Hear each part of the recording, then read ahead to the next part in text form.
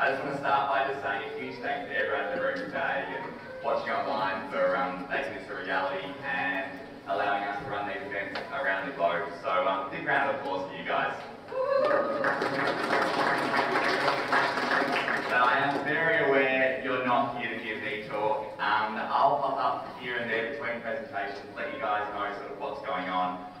The main things to remember is your lanyard. You don't need to be wearing it to all the conference sessions, but it is essential that you have that one for Friday night's closing party as well. But it just keeps things nice and quick at the door there. So lanyard, please don't lose it. If you do lose it, come see myself, Dylan, or Leo at some stage during the week, and we'll see how we can get you guys to the door nice and quick. If you've lost it on Friday and there's no way to find it, don't stress. We'll still have a list at the door. It just takes a little bit longer to move everyone through. Tonight we are starting off with everything paediatrics. So we've got Laura and Mark here, both paediatricians that are going to share a number of different presentations with us all. So let's have a really nice big round of applause for Laura, who's going to kick things off for us.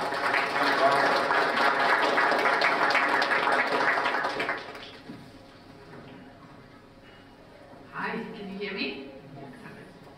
So I'm Laura Ehlert. I am not a pediatrician, but a pediatric emergency physician. I work in Melbourne at the Northern and Boston Hospital. And I have Mark with me as well, who works with me at the Northern. So thank you very much for having me.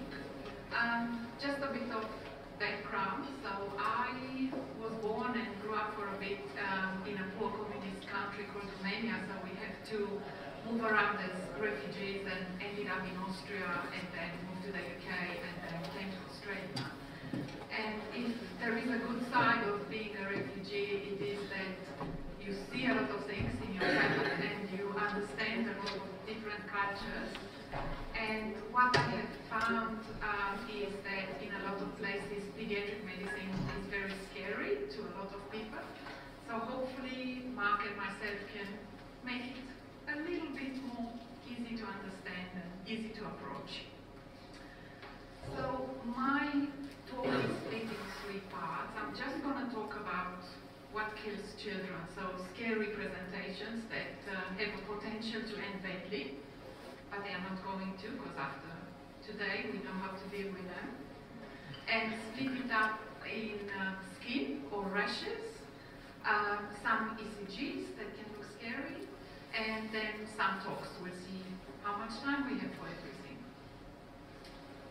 Right. So we start off with the pediatric rashes, the scary ones.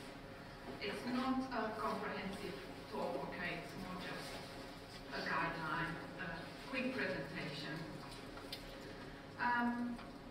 I am still not 100% comfortable with rashes, so I keep learning about them, and I think a lot of people are also not.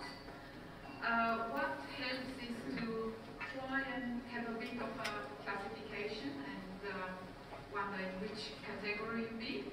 Is it a dermatologic emergency as such, and I'm going to talk about those? Is it a maculopapular rash, like one of the 5 or 6 childhood diseases, purpura or petechia, vesicles or ulcers, scaliness, things like impetigo, or urticaria or allergy related? So we start off with the dermatologic emergencies. So little baby coming to ED looking like this. I think that's clearly an emergency to everyone. This is a very unwell patient. This is considered skin failure. So there's a falling fluid and electrolyte balance. There is no temperature control. Babies and kids can become septic.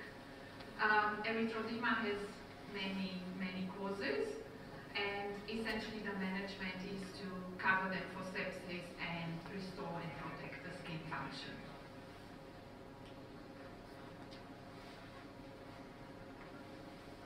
So if we look at a clinical case, you may be, I know some of you are I think you come across this kind of patient, I don't know, in the ambulance truck or a triage as a nurse or in your emergency department, if you're lucky enough to work in one. 2-month-old baby, extern, no past medical history, normal development. Parents have noticed a bit of umbilical redness since the previous day, which has now progressed. And he's coming to the ED, you find him to be hypothermic, temperature of 34.1, and he's irritable, doesn't feed very well, and he's a bit tachycardic. He looks like this. Any thoughts? Concerned? Not concerned? Well, if you're quite kids, children talk, so I assume you're very concerned about what I'm showing you. Any ideas what this would be? Yeah, excellent. So Staphylococcus Corden skin syndrome. So it's caused by a toxin released by Staphylococcus, and they are very unwell. They are febrile, they are in a lot of pain. The skin can exfoliate quite badly, and they definitely need admission, possibly HDU, ICU environment, and antibiotics IV. Look for a focus, which is in this case probably the umbilicus, and handle the skin very carefully. So next one is a slightly older girl. She has been unwell with a bit of a virus for a few days, but it's just not getting better. She's not drinking much, and the parents noticed a bit of an unusual rash, and her eyes and her mouth very red and dry. So if you look at the hands and feet, you see these lesions, look a bit target-like. Any ideas? Yeah, excellent. So there is a minor form, which is essentially just a rash. If you have mucosal membranes that are involved, then that turns this into erythema multiforme major. Often preceded by viral infection and lots of systemic symptoms, so these children are really unwell. Just to note, I'm going to talk about 2 different entities that can produce clinically very similar looking pictures. So these 4 children have a very similar story, are also very unwell and highly likely in ICU admission. So this is Stevens-Johnson syndrome, or TEN, toxic epidermal necrosis. It can be very tricky to differentiate clinically. There are some histological differences that we can work out which one it is. And also, if we look at the percentage of the skin affected, so TEN normally has a higher percentage and also has a higher mortality. Treatment is supportive.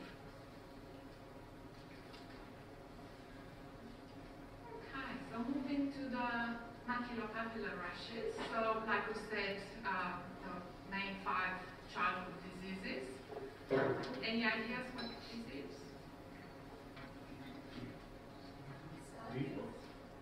Could be. It can be very tricky to differentiate. This little one actually has measles. So history is very important because, yeah, once they have the rash fully developed, it can be tricky to differentiate. Measles is rare in developed countries, but in Australia, and I'm sure New Zealand is similar, there is a large migrant population, so some of those kids may not be immunized. So some typical signs of measles would be the Koplik spots and the triple C, so cough, conjunctivitis, and coryza, very, very contagious. And the Koplik spots are the little white dots inside the cheek. They are typical for measles. And the reason measles is part of this talk is that it can cause lots of complications, cardiac and respiratory, but also encephalitis, so as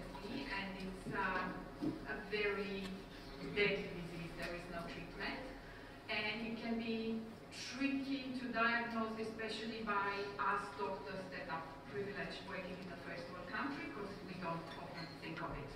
And kids come to Australia already have it, they haven't been immunized and develop it here. So it's good to know about it. Another clinical case, this is a 5-year-old sent to the ED by his GP, 3 days of fever, quite high fever, sore throat, lethargy, and a rash. And his odds are not too bad, I guess, for a pediatric patient. Looks like this. What would this be? I think we had an offer for it just before. Scarlet fever. Yep, I'll take the offer now, so this is scarlet fever. So we have seen a lot of this, unusually large numbers in the last few years. In Melbourne, and I think there was an article from New York as well that they saw it a lot there, so I think it's pretty much all over the world. School-age children, they can be quite unwell with it, have the typical rash and the strawberry tongue, and just be aware of the many possible complications, but very treatable with antibiotics. The problem is when it turns to this, which is the invasive form of it. So it can cause all sorts of trouble, necrotizing fasciitis, we've seen a few cases, toxic shock syndrome, and all the post-mediated complications. So be aware of that. Now, if we think of this child again, so this is a similar presentation, what if he had 6 days of fever? So we start talking about the vasculitis picture. So Kawasaki disease is quite common in childhood, so it's second most common vasculitis after HSP. And also careful, make sure they get a scan and look at their coronary arteries for aneurysms. It's the most common cause for acquired heart disease in children in first world countries. All right. Purpura and petechia, another category. So we obviously worry more when they have a fever as well. If kids are otherwise well with no fevers, then we need to think about mechanical causes. Has there been coughing or vomiting, especially if the petechia are above the nipple line? Mechanical things, you know, kids have had their legs stuck in baby slings, baby carriers. Cupping therapy is used in kids as well, so just give a think what else it could be. This is what we don't want to see. So meningococcal disease, obviously very sick children, and this is quite a late stage. Other causes for purpura and petechia. So 8-year-old boy with some spots, I'm going to show you a picture.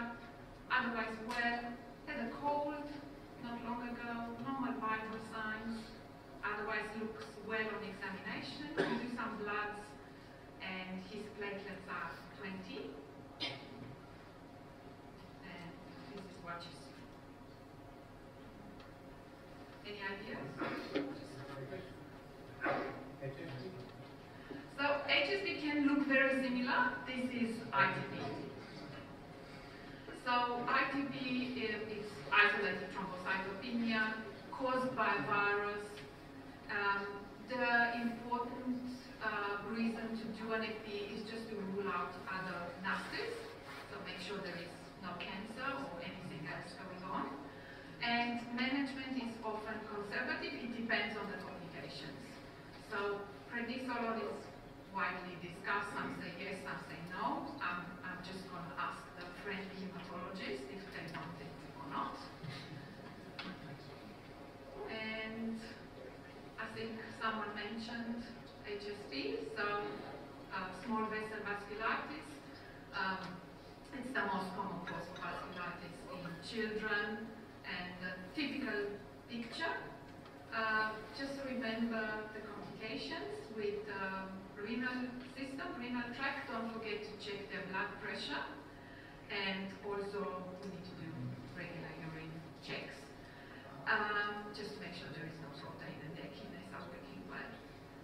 it's only used for very severe cases. So the only particular rash that you don't investigate is if it's a well-febrile child with a clear mechanical cause. Very briefly to blisters, vesicles and ulcers. This is chickenpox, which I'm not going to talk about much. In newborns, you worry about things like HSV that can make them very unwell, and there are lots of benign causes in newborns that can look awful, but are actually quite, like the name says, benign, so we don't need to do much about it. Again, this is also something we don't want to see. So about 10% of infants of parents with active HSV, they are very sick babies. Probably ICU, if not HDU, admit IV cyclovir and possible encephalitis as a complication. This is something that looks terrible on a baby and causes concern in many parents. It's completely innocent. Erythema toxicum. We don't know exactly why it happens. I tend to tell moms it's just your baby is coming out of a beautiful sterile environment and it's now in the dirty big world and it's getting into it and settles down. Any rush involving the eyes considered an emergency, so make sure appropriate care is sought. Probably the emergency department if New Zealand is anything like Australia. And this is an awesome website for all things skin related. I use it a lot. There may or may not be some pictures from that website in my talk. So use it wisely. Any questions?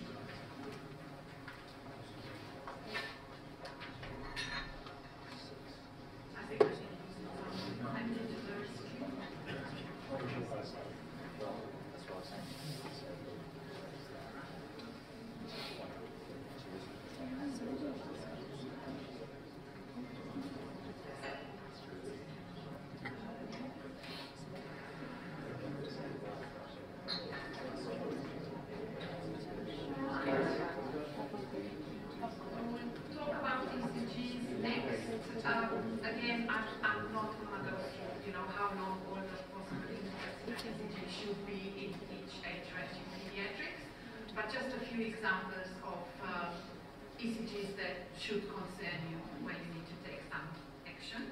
So the first pediatric ECG was recorded as far back as 1908, and it was done as a bit of an experiment, and then they were surprised how different it looked from the adult ECG. The lead placement is the same. If you find you need to do an ECG on a very small person, baby, you can cut the leads in half, but place them in the same position, as long as you can attach them. So how is it different from the adult ECG? So there is a more predominant right ventricular pattern up to the age of 2 to 3 years old. So don't be concerned if you see that. The resting heart rate is faster and it just slows down as kids grow up. And there is a more pronounced sinus arrhythmia. So that's a normal rhythm strip in a pediatric patient. They breathe a lot faster and that influences the sinus arrhythmia. So as you breathe in, your heart rate is a bit higher, and as you breathe out, your heart rate slows down.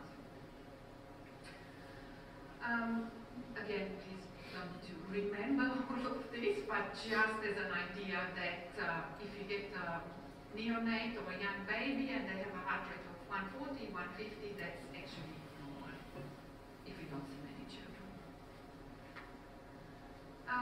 Other things that are different in the ECG is like we said, it's a predominantly right pattern, so the right ventricle is initially much larger and stronger than the left until the left takes over. So you can have dominant waves V1 to V3-ish. You can see something that looks like a partial right bundle, and the juvenile T wave pattern, you can see that adolescents and sometimes young adults as well. And the conduction intervals are a lot shorter naturally because the heart rate is faster. Now when I started doing pediatrics, if I saw an ECG like this, I would be very concerned and think there is something wrong. And this is actually a normal ECG in a 2-year-old. So I kept it there as an example to remind myself how different they look. Okay, so if we look at some, I'm just going to say these are abnormal ECGs, I'll see if you can pick that up. This is 6 months old, say, coming to you in the ED just with a history of being unwell, mom is concerned, they look pale and lethargic. Any idea what the ECG shows? SVT. Excellent. So it is the most common arrhythmia in children, especially in babies because their heart rate is so much higher naturally at rest. They can achieve quite impressive heart rates of 300, 320 when in SVT, so keep that in mind. Older children can be slightly lower, so they go more towards the adult range. So 90% of pediatric arrhythmias are SVTs. It could be exacerbated by fever or drug exposure. 50% of SVT patients have no underlying heart disease, and about 25% each have either congenital heart disease or Wolff-Parkinson-White. And just keep in mind in infants, obviously they can't tell you they have palpitations or chest pain, so they just look unwell. And because kids are quite tolerant, they can be unwell for a while. So it's not unusual to have babies that present to you and that have been in SVT for a very long time, sometimes a day, sometimes longer. So they start to tire and look pale and don't want to feed. So if you find a high heart rate in an infant that can't be explained by fever and doesn't go down if they have a fever, when their fever goes down, then do an ECG and work out why the heart rate is high. The older the kids are, then obviously they can tell you a bit more. My chest rate or my heart is beating fast, and then you're on the right track, hopefully.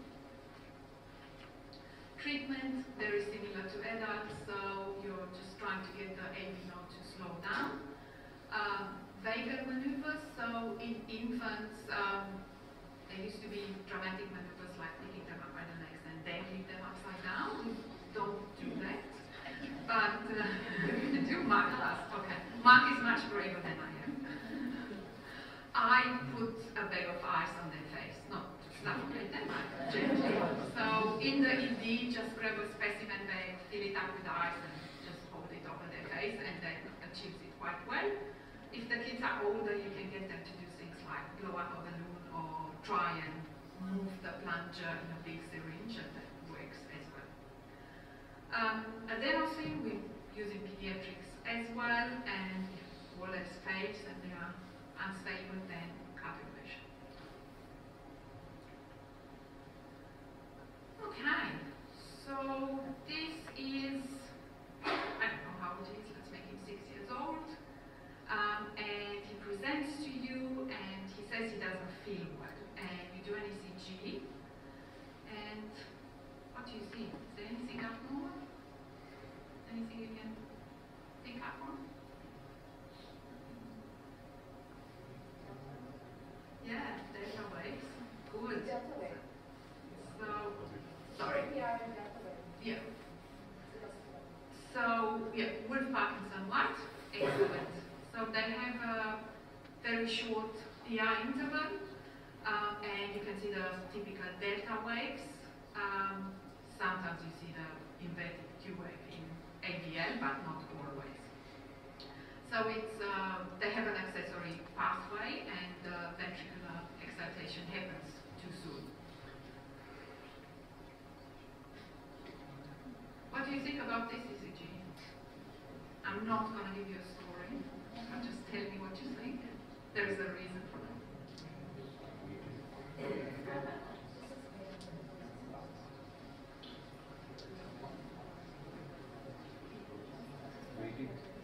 So it's a broad complex tachycardia, I think we all agree. Why? It's a pediatric patient. So it is actually the same patient that has now gone into SVT, but he has an aberrancy, that's why it looks like that. So keep in mind, in pediatric patients, you can't say 100%, but in an otherwise healthy patient or a patient that's known to have Wolff Parkinson White, the vast majority of broad complex tachycardias are SVTs with aberrancy. Obviously, with a child with congenital heart disease, it may be a bit different. But as a rule, most of them are SVTs.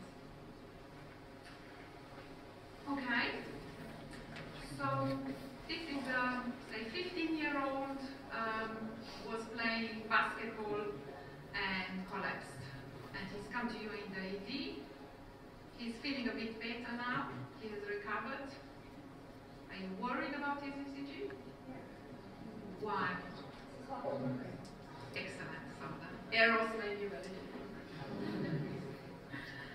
So HOCM or HCM, so it used to be called hypertrophic obstructive cardiomyopathy. They left obstructive out now, but either way, HOCM is easier to say than HCM.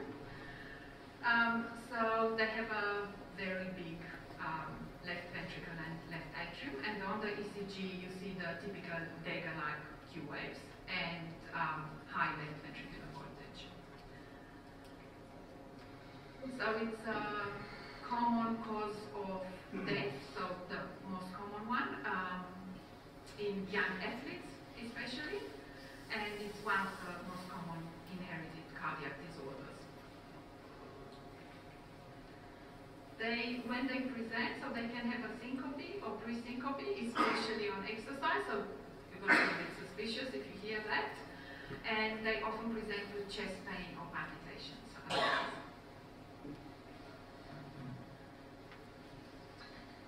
Any ideas? This is, I was going to say 15-year-old Malaysian playing badminton, but yes, it is Brugada. So how you recognize it is the cont ST segment. So especially V1 to V3, most commonly in V2. So Brugada, I think you seem to be very impressed with Brugada. So I'm gonna tell you a little story about Malaysia. So apparently 100, 150 years ago, there were a lot of young men that were dying overnight, so they were just going to bed completely well and not waking up. And people thought it's some form of demons looking out for the young men, especially in the rural communities.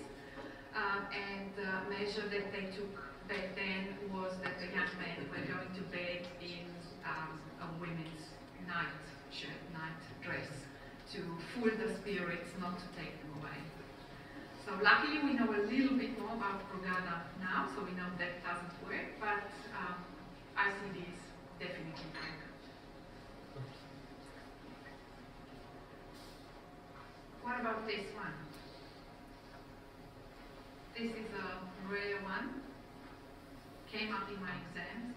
I was very glad I read the ECG part well. Yeah, well done.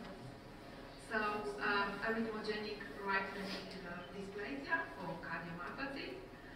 So the most common sign and most typical sign is the little epsilon waves of the little squiggle. So it's in a way similar to HOCM, but there is no enlargement of the right ventricle as such. It's more that the muscle is being replaced by fibrofatty tissue. So it doesn't work. For some reason, it's most common in Italians and Greeks. So there are similar symptoms to HOCM, but you can treat it in a number of ways. It just depends how big the area is that's affected. So antiarrhythmics sometimes work. If the area that doesn't have the muscle anymore, it's just fibrofatty tissue, can be ablated if it's small enough, or RCD as well. Okay, this is 8-year-old, say, presenting after a seizure. And he's had a normal EEG in the past, so we don't think it's neurological. But we are suspecting something cardiac because this is an ECG talk. Yeah, long QT. So the mean presentation is 6-7 years old, and they can present also with syncope or pre-syncope seizures, or worst case scenario, cardiac arrest. So some positive family history, so there is some correlation, and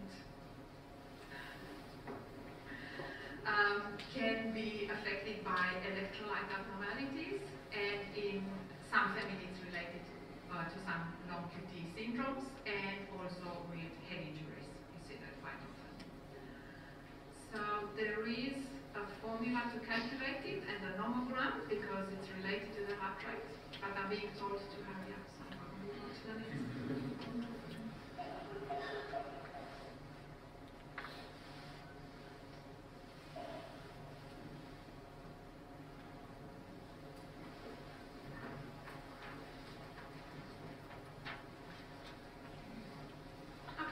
The last third of my talk, the shortest third I think, is going to be a bit about talks. Now, talks is obviously a huge area and it's very, very interesting, but I just concentrated on the pills and on the bad one that can unfortunately kill children quickly. That's why I called it One Pill Kills. And I did not come up with this name. It's a beautiful professor that I work with at the Northern, Joe Rotella, and he's a toxicology god, pretty much, and we all call him at every time day and night with everything tox related, so we are very lucky to have him. So this very clever Swiss physician, Paracelsus, said the dose makes the poison, which is very true, because then looking at poisons a bit more, I realized that there are horrible things like formaldehyde in pears that, you know, we eat often and we give to our children in their lunch boxes. And I associated with dissecting people when I was working as an anatomy demonstrator. So it just truly shows that the dose makes the poison.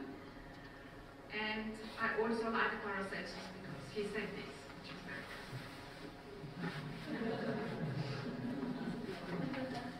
So why are kids more affected by certain drugs and also, you know, all sorts of other poisons, things they inhale, things they put on their skin?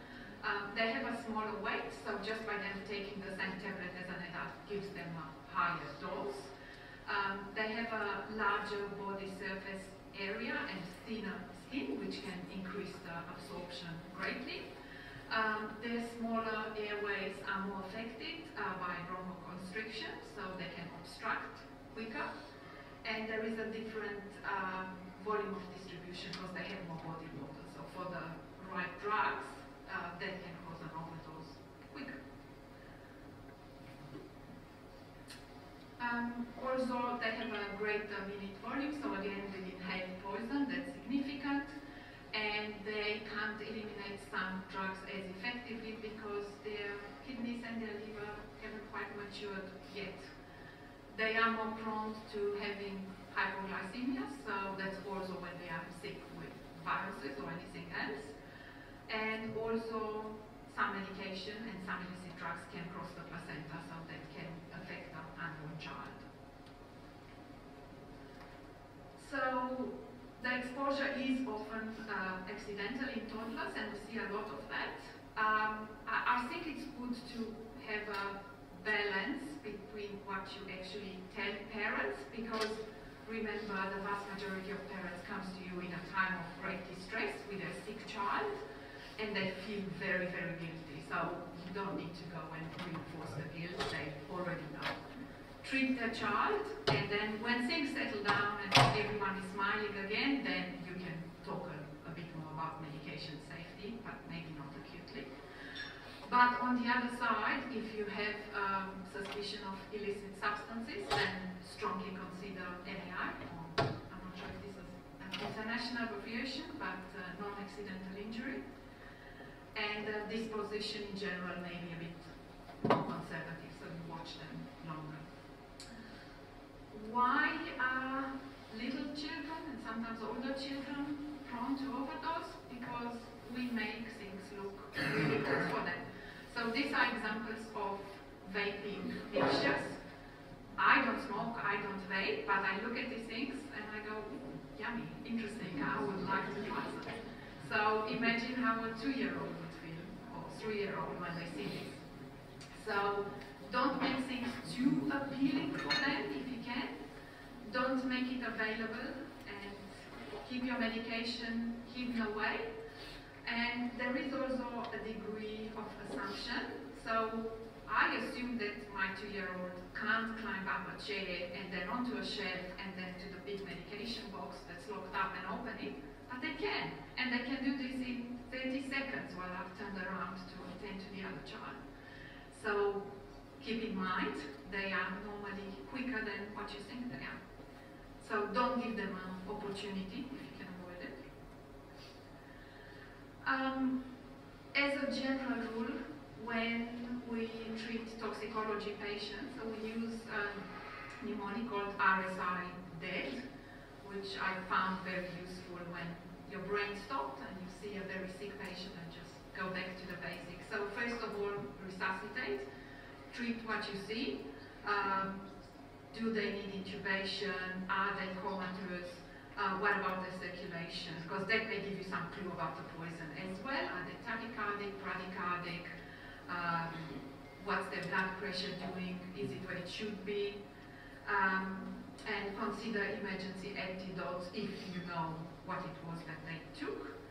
So again, try and find out in the history what they took, how much they took.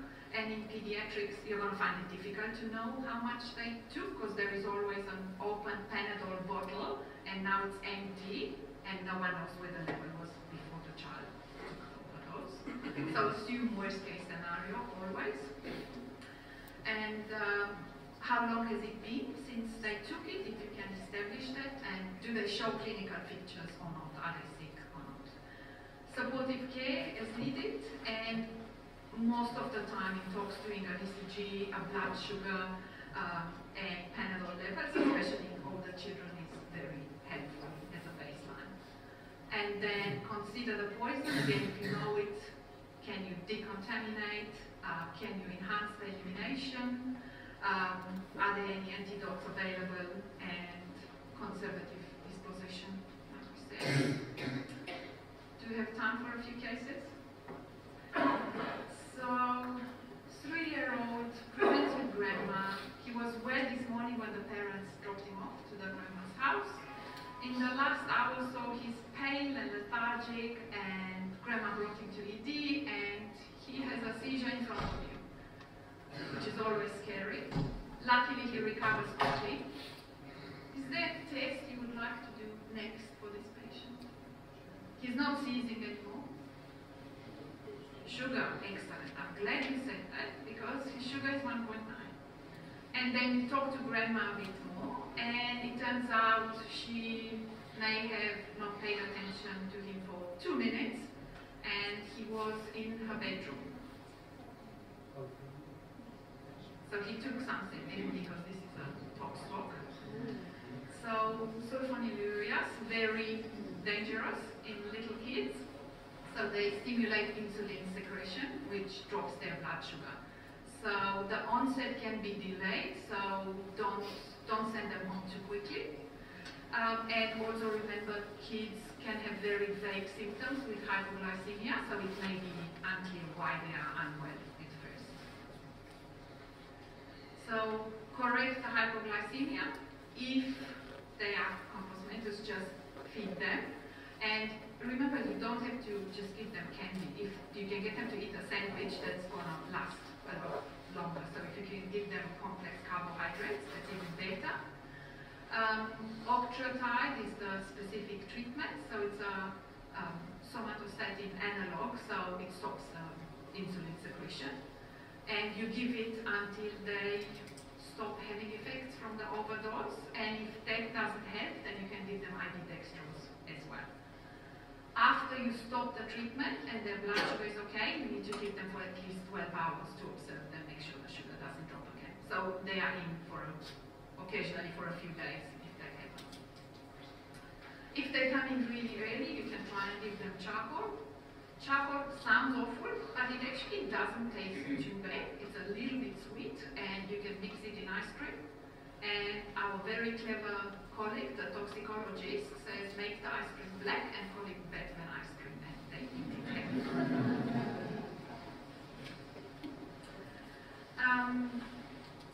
Another case, it's a busy night for you in the ambulance or in the ED, wherever you are. 1-year-old coming with her mum, very distressed and agitated. Mum can't settle her. Turns out the parents are divorced, and little girl was with her dad until about an hour ago or so. And we don't know what happened there. Mum requests a urine drug screen because she thinks dad poisoned the child. What do you do next, and what do you think caused this? Caffeine is a good one, yeah? Any amphetamines? Yeah, good. So, sympathomimetics, lots of options there. We don't know what it is. And the other consideration is anyone else in the family being treated potentially for ADHD? So, is it a prescribed medication that was taken by the child, by the little one mistakenly? So kids, like we said, are very, very distressed. It's actually hard to watch because they are just so upset and beside themselves. And one of the important symptoms to look out for is hypothermia. So the reason I'm saying that you don't know if they're agitated and hypothermic, do they have a fever, do they have a CNS infection? So you have to give them IV antibiotics. So yeah, treat agitation as much as you can. Diazepam works quite well and is a safe drug. Mum wanted a urine drug screen. Every place is different. We don't tend to do them in the ED. They only, so I would say to mum, they only test for a few substances, not everything under the sun. And if it sounds like she may have some intention of taking that to court, and this test would not stand up in court because it could be anyone's urine. It's done in the hospital, so it's not valid in court as such. If you think it's appropriate, then you can refer this child to the equivalent of forensics in your hospital or in the nearest tertiary pediatric referral center and take their advice about the drug screen and give them antibiotics. Okay, case 3. 2-year-old, they are all very little, and he's also quite acutely unwell. So parents called an ambulance, he's agitated. He's vomiting, he has a very wet cough, he's tachycardic and hypertensive. So they are driving as fast as they can, but then he changes and he becomes lethargic, hypotensive, and bradycardic, and then arrests. They managed to intubate him and he is now more stable.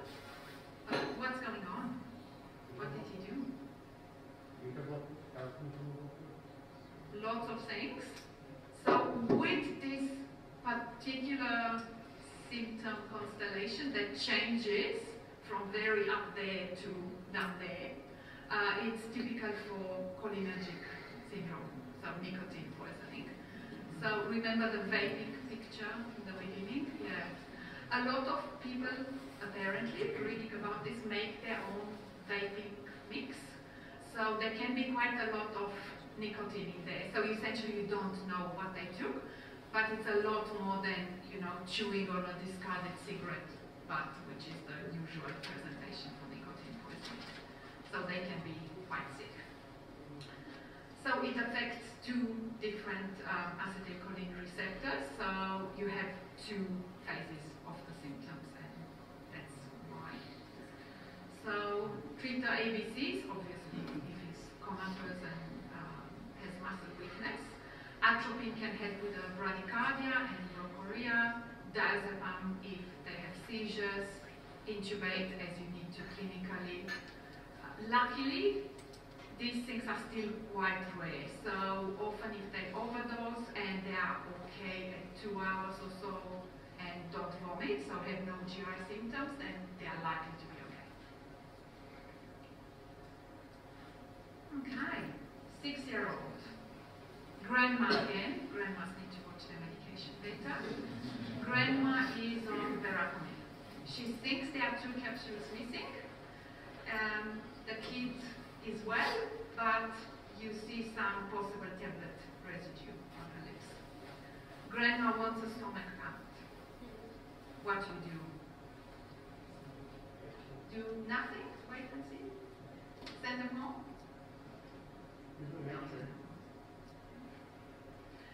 So this is one of the really true one pill kills. Diazepam and verapamil are extremely toxic. So the little dose can be as little as 1 tablet in kids and 2 to 3 tablets in adults, especially if they are elderly and have other comorbidities. So it causes profound cardiogenic shock, and in adults especially it's quite distressing to watch because their cerebral perfusion remains intact for a long time, but their heart is failing, so they clearly realize something is very wrong. The onset of symptoms can be delayed, so don't send them home. And this is probably not clinically that significant, but patients can get hypoglycemia because it causes insulin resistance. So when the blood sugar drops, that's actually a good sign for this patient because it means the insulin resistance is where we go. So the verapamil, the diazepam effect is where we go. So as we said, they get quite sick, so treat the circulation. Obviously with a lot of toxicology specialist advice, but early intubation, so even if patients don't have many symptoms, has been done and considered because you want to get the toxin out of the system before it causes symptoms, ideally. So grandma was actually not far off when she said pump their stomach. Activated charcoal and bowel irrigation, this is after you intubate them. The antidote is high-dose insulin euglycemic therapy. Adrenaline and noradrenaline to support the circulation. Calcium can help. ECMO has been tried successfully. Intralipid apparently doesn't work. Okay, this is the last case. So, 2-year-old from home. His poor dad is single parenting because mom is away at the conference in New Zealand. Dad is working from home, and he's concerned because the child doesn't look right. It's pale, cyanous, lethargic, comes to ED, sets are 85, and you put him in resus and try and cannulate him, and his blood doesn't look right. It's really brown. What's going on?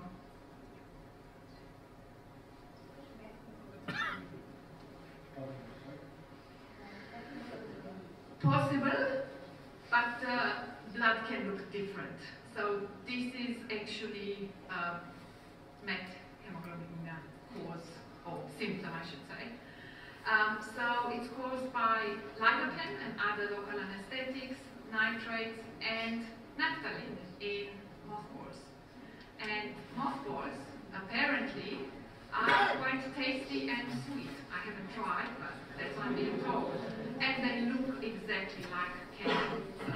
Kids can eat them. It can cause hemolytic anemia as well.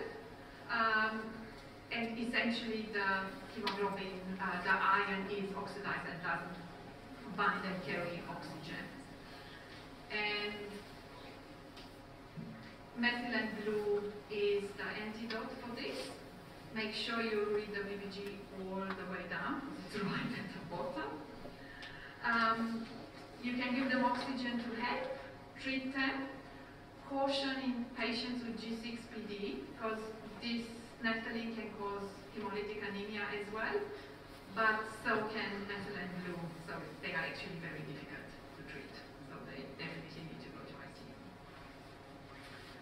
And for the other, just briefly, the other one pill kills opiates, just be very careful. Amitriptyline as a sodium channel blocker. Bonjela, the innocent Bonjela actually contains a lot of salicylate, so don't give it at all. It's not a good drug. Plus, it doesn't work.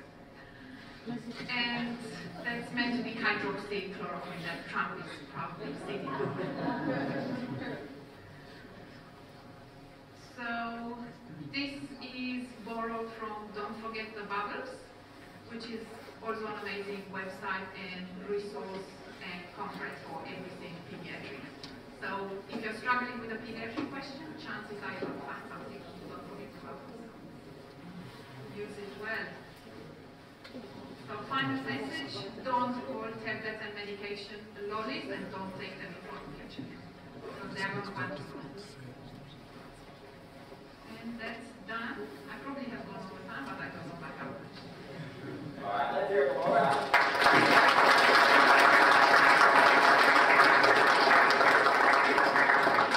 Unfortunately, we don't have time for questions, but I'm sure Laura will be hanging around. So if anyone does have any burning questions, I'm going to tell her and say, feel free to go and have a chat with her. So, just to get that, we are running a little bit behind time, so we'll go a little bit over this evening. We have lots of food in the corner there, the dietary table against the wall, tea, coffee, and we're just going to take a quick sort of 3 to 5 minute break now. If anyone needs a bathroom, you get some one or one of the 2 ones there for the 5 or level 6. I'll see that here in a minute.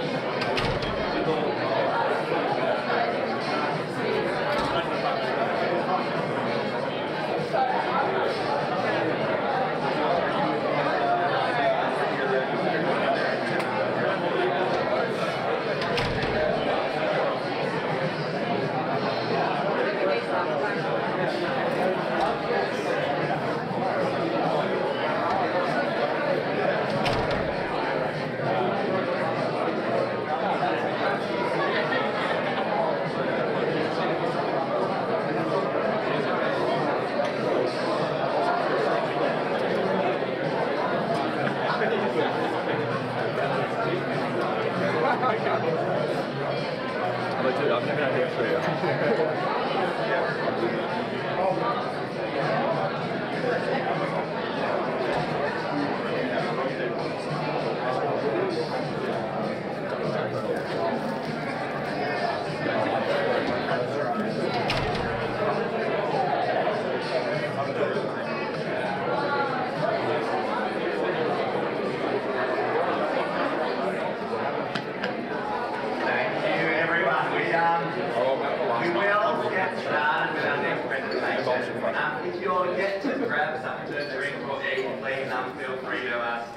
stretch the legs, grab things as the sessions go on. We're not going to have a break between the next 2 sessions, so yeah, please, still plenty of food there, tea, coffee, don't be shy about grabbing a couple of croissants on your plate.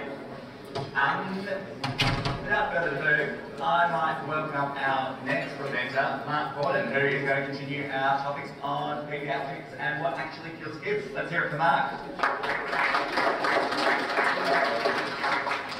Thanks everyone. So my name's Mark. I'm another paediatric emergency physician, or in Australia we call them PEMs. Now, there's 2 main sort of species of PEMs. There's Laura, who is an ASIN, an adult emergency doctor who's done more time in peds, and then there's the other half. There's the paediatricians who've done more time in ED, generally have a much lower attention span, so we can't do clinical rounds.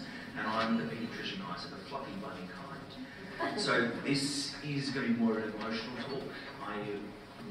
My goal is to introduce very little new knowledge, because I don't think it's necessary, but Laura and I work at the Northern Hospital. This is a busy outer metro hospital in Melbourne. We have people from 185 different countries speaking 106 languages. We have a lot of staff rotating through, and I think what's one of the most common themes is that people are generally shit scared of treating kids. And we're shit scared because whether through action or omission, through doing something or missing something, we are worried about hurting a kid. And I'm worried about it every single day. But with obsession, I can get to work and go through a shift. So when I was chatting to Kim Pollock, who gave a pediatric talk at this conference previously, we were having a chat about how did you deal with it. Like when you've done all your training, you're out, you're technically a boss, consultant, whatever, how do you deal with that? Because suddenly the realization that is very visceral, like, shit, it's you now. Like, the responsibility is actually yours. Kim said, you know, I went to the gym a lot, I ate well, drank lots of water, ran all the time, and healthy, and I drank wine. And I downloaded and binge read about 20 pediatric coronial files. So when kids actually die, and just read one after the other, from the Victorian website, from the New South Wales website, and I learned a lot of my lessons from there. And so I only want to make 3 points today, but I really, these are points that get me through every day, or every day at work. Now, I'm scared of kids, but it's my whole life to try and treat them. I've got 3 of my own, unfortunately, and actually that's one of my goals. My 8 and 6-year-olds told me that I have to do a very, very good job so I can be invited back next time and bring them with me, because they're not here. So I'm going to go out tonight, have a drink and sleep in tomorrow.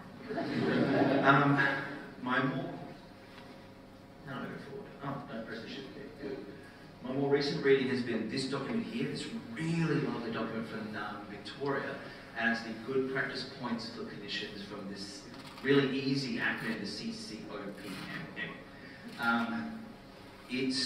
I've got a PDF here. If anyone wants it, I'm very happy to email it out. It should be able to online, but somehow the link's broken. You can see if you want to just be good at pediatrics, or be safe in pediatrics, you really only need this one thing. This was brought about by morbidity and mortality reviews, and it's just gone, when everything's gone wrong, what lessons can we learn? And most of everything we need to know to be very good clinicians is in this. So, how do I sum up my entire career, my entire life in 40 minutes, also 35 minutes sort of thing? We're going to talk about, yes, what kills kids, but what can we do about it? Like, what's the whole context of this? And my 3 points, the main ones, when our little golden balloon dot rocks up, that's when I'm going to really actually stop and talk even more. But before we go on, I just wanted to clarify 2 points from Laura's talk. Yes, I do pick up kids by their ankles when they're having SVT, but this was based on a really good study 2 years ago out of Italy. Like, bless the Italians. They actually got 2 cohorts, traditional, standard, Valsalva type thing, blow the balloon, dog, blow the syringe out, which was successful about 30% of the time. And then the second time, and it's great because there's all the parents, this is really modern evidence-based medicine. You get onto the trolley of the bed, you bend down, you pick the kid up by its ankles, and 67% of the time, the SVT will, like, upside down. the SVT reverts. It's absolutely hilarious. It's actually more fun for us than pulled elbows, and for him to say it's more fun than a pulled elbow, that is really saying something. Alright, so what the hell is this? This is from the Australian Institute of Health and Welfare. It's a big list of causes of death. I don't know why they've done this. They've got two large Excel files, which they call their books. The first is the General Record Incidence of Mortality, called the Green Book. And the second is mortality over regions in time, or the Mort Book. Don't do that. Like, acronyms are awful anyway. But this talk is going to be around these ones. Like, you're not going to be able to intervene. The kid will not be in front of you if they're going to die from a sort of congenital neonatal problem, a gross metabolic disorder, or a massive land transport accident. The kid in front of us is going to be the slightly odd kid who might die, but when we know what to do, or even just how to see, this is the kid that we're going to be able to positively intervene. Alright, so this is a bit busy, we're not going to labour on it, but for every age group, basically the other causes, the stuff that we can kind of intervene on, exist. So we have got a good chance to do this. How do we do it? First lesson, we're people, we're health clinicians, we are storytellers by nature. We don't have to memorise all the facts and figures around paediatrics. It's not necessary. But we do have to listen to the stories that we're told. You know, one of the reasons why sort of Homo sapiens are the most successful sort of species on the planet, however you define success, is the establishment of language and memory. When we learn to speak and transfer language to the next generation, boom, our culture went off. And the second most thing is just us being our species. An anthropologist made an argument once of what's the oldest evidence of civilization, and you know, expected the answer, stone tools, arrowheads, these sorts of things. Their answer, I agree entirely, is evidence of a healed femur. Because you've got a person who's got a broken leg, can't hunt, can't gather, but the society has helped them and survived. So it's these two things. We are storytellers. And so you don't have to memorise the facts of bronchiolitis, like, oh, it's RSV, it starts off as an urti, then it goes to the lurti, and then you've got Pascal's law, where if the radius of the bronchus, you know, you get 1/16 of flow, if the bronchus is down by half. He's got another story of bronch. You know, little baby under 12 months roughly gets crook, gets into the lungs, they breathe harder than normal, and they struggle to feed. That breathing harder than normal is roughly on day 2, 3, and over the next 6 days after that, they get better. That's the story of bronch. It's not hard. What's the story of croup? Little kiddo, more toddlery, a bit older, sniffle or no symptoms, goes to bed fine, wakes up midnight, croup. You know, what's the story of a cold? Simple, you know, you get a cold, got fevers, runny nose, coughs for about 3-4 days, then the fevers kind of finish off, and you're better after that. You don't have to know the facts all the time. You just have to know the story. And when the story doesn't make sense, that's the first lesson. The story isn't making sense, then you have to stop. Discuss with colleagues, get online, look up CPGs. It's just when the story doesn't make sense. That's the very first thing. We're reading all these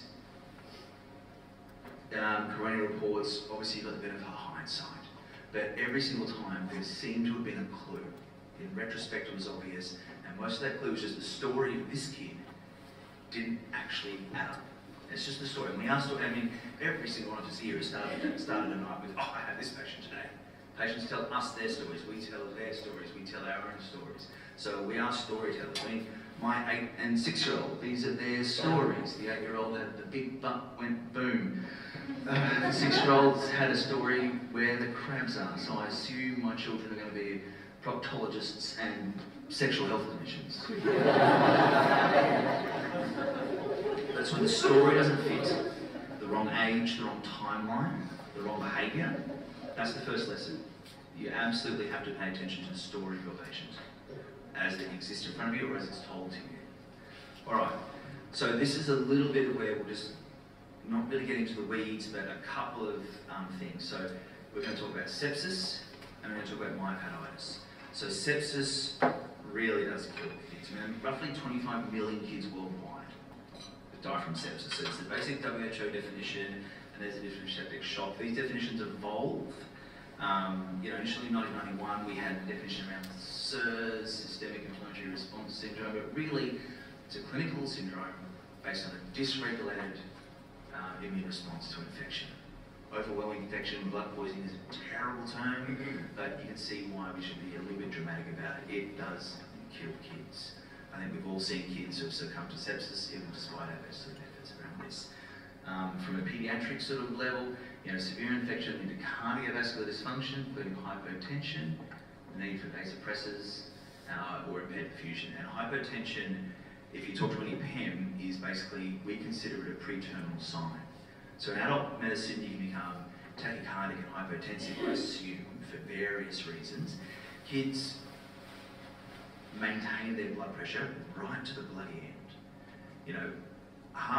Cardiac output, as we all know, is that simple equation. It's heart rate times stroke volume. Children have got almost no ability to change their stroke volume, but we do. So they change their cardiac output by changing their heart rate. Okay. If you want me to stop, if you want me to ask questions, please ask me questions anytime. It means I don't have to talk as much. All right, so the pathogens are actually quite interesting, but we're not going to delay on this one. Obviously, strep, staph, and invasive group-based strep that Lorna mentioned. Meningococcus does have a bimodal distribution, so the worst peak of meningitis is, of course, the babies. But since 2017, we've had the quadrivalent vaccine, the meningococcal A, C, W, and Y, and that thing's amazing. And at least in Australia, you've got the MenB vaccination as well, which is, in Victoria, it's off, not on the schedule, so you've got to pay for it, but a lot of people do. And suddenly you've got 5 species of meningococcus that are kind of hopefully protected against. The second peak is literally the teenagers who are all starting to snog each other and these sorts of things. H influenza, whooping cough, pertussis, it does kill the little babies, it's really awful. And I've just stuffed that up because I'm a bit nervous, I'm sorry guys. So what is it? Pertussis whooping cough, it kills the kids. H influenza, I've actually never seen. Again, I have, like Laura said, we've got the good fortune to live and work in a very, affluent country with high vaccination rates. But in resource-poor settings, diarrhea and pneumonia are still the most common causes of child death. All right, now how do these kids look? Older kids often can show you a source of infection frequently, and most recently since lockdown, that's actually been very respiratory based. And again, it's the story of the cold that doesn't add up, because they're febrile on day 5 with coughs and worker breathing. Well, a cold, you have a fever for like 3 or 4 days, not day 5, day 6. So the classic story, the story of this is you have your primary viral infection. You get that. We've all had it a million times. I've got 3 kids, I've had it 1,000 times. And then as they should be getting better, secondary infection kicks in and they get a whole lot worse. Now, since COVID, we've actually had a massive, Quentin, you're going to have to really tell me to hurry up if I need to, because I'm going to keep talking. We've had a massive uptick in invasive group-based streptococcal diseases, respiratory sepsis. Laura mentioned it's been very well documented in New York, equally in the UK and in Australia, and this is basically a post-lockdown thing. So the strep issue is, there are 3 theories of why we've had so much more hideously dangerous strep, and I think all 3 theories are correct. The first is we're all, especially in Victoria, we're all really locked down. So the kids aren't getting out, eating dirt, licking each other, wiping snot on windows, then wiping up the same window and putting it onto the next person's face. So the amount of strep going around was less. So the amount of native immunity, the IgMs, the IgGs, to strep was less. Theory 1. Theory 2, the exact same theory. But for every bloody other infectious disease out there, when lockdown finished, we had outbreaks of flu, norovirus, COVID, adenovirus, RSV, HRV, rhinovirus, all of it. So kids had very little immunity to strep, no immunity to all the other stuff. So strep, they were getting heaps of primary viral infections. So strep was appearing as a secondary infection, not the classic primary bit of strep throat, bit of impetigo, but as a secondary infection far more often. And the third theory is we have this new strep variant called the M1 UK. It is from the UK, another export apart from all us convicts, and which can make 5-fold the amount of endotoxin. So it is more virulent. So 3 reasons, 3 good reasons why kids have become very, very sick. When you look at them, and I'm going to get to this point more at the end, this is where we're looking for, does the kid look sick? And Laura and I get asked all the time, how do you tell if a kid is sick or not sick? And I think that's one of the things that we all want to learn and get better at. Who is sick and not sick? Which kid is febrile and looks awful and just needs some Panadol and Nurofen in half an hour and they're going to be looking and feeling a lot better? And which kid is going to be in ICU in a day's time or have their toes completely curled up? So it's abnormal arms. There is this almost historical view of cold shock versus warm shock. That really shock is shock. You can have elements of both. There's no real sign that one is worse, that one is more toxin mediated than the other, and you can flow between the two. Like if you've been hypothermic, we know hypothermia is terrible. Or you can be hypothermic. What if you're sort of moving between the two? You've got a normal temperature, you're still sick as hell. So these absolutes, which we like to try and hold on to, are nice to know about, but not mandatory, at least for the sake of this talk, because that's not one of the main things. It's about the stories and less about the facts, sometimes when you're trying to get your confidence up. All right. No one sign is specific to sepsis, because the signs can come. You can have urosepsis, respiratory sepsis, other forms of sepsis. So, but the more signs you have, generally the sicker you are, the further down that rabbit hole you've gone. Now, prolonged fever is a thing. I mean, we discussed it for Kawasaki's disease, but there is a prolonged fever guideline listed in the Royal Children's Hospital for Victoria, and the longer you've had a fever, yes, statistically it is more possible that you have an SBI, a serious bacterial infection. The rough, I know I'm saying numbers now, and I've already said don't worry about numbers, but for sort of febrile illnesses in kids, about 5.5% are going to be some form of SBI, serious bacterial infection. Now, most of those are going to be community-acquired pneumonias, UTIs, otitis media, stuff that we can really easily deal with. When the fever's been present for 5 days or more, that's the line in the sand. For some reason, we've decided when the Earth spins around 5 times, that's meaningful in some way. Then the rates are actually closer to 9%. So when I'm teaching my training doctors, my residents and my registrars, about fever of 5 days or longer, a lot of them go, oh, I've got to do some blood tests. And that's not entirely true.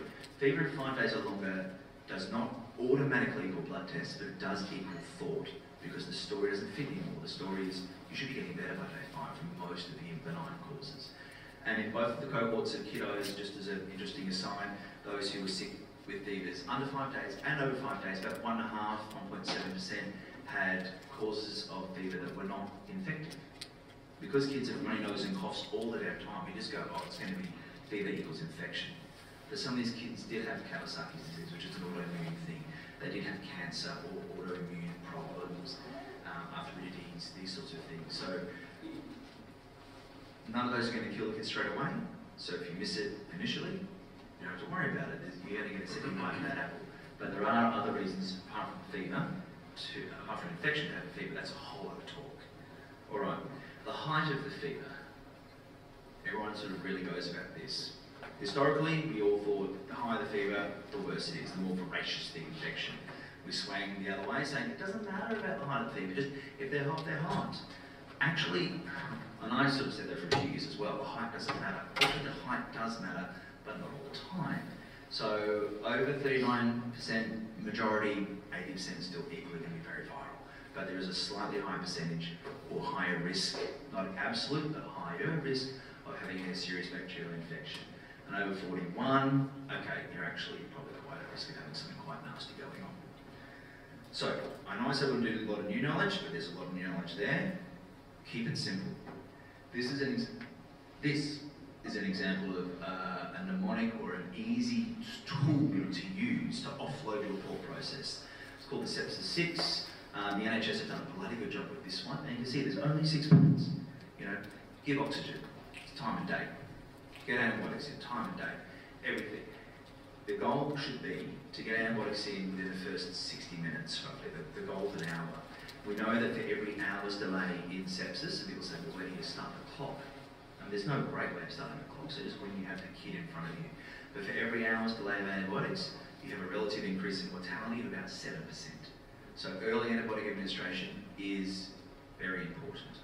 If you have IV access, fabulous. If you don't, just get an IM shot of something in. You know, yes, you haven't got blood cultures, you don't have an LP, it doesn't matter.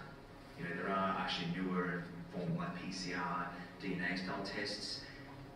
No one's going to criticise you if you're sort of outside of a tertiary centre in the middle of nowhere or in the middle of somewhere that isn't a huge paediatric centre that you're giving antibiotics early because you're worried about this kid and sepsis.